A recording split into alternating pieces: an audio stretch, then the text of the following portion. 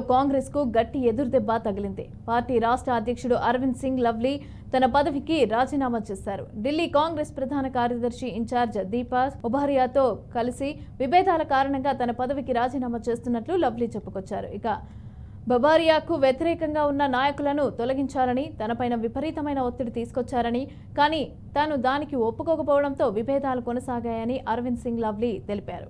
అలాగే బబారియా నిర్ణయాలు నచ్చకపోవడంతోనే చాలా మంది కూడా కాంగ్రెస్ నేతలు రాజీనామాలు చేస్తున్నారని తెలిపారు.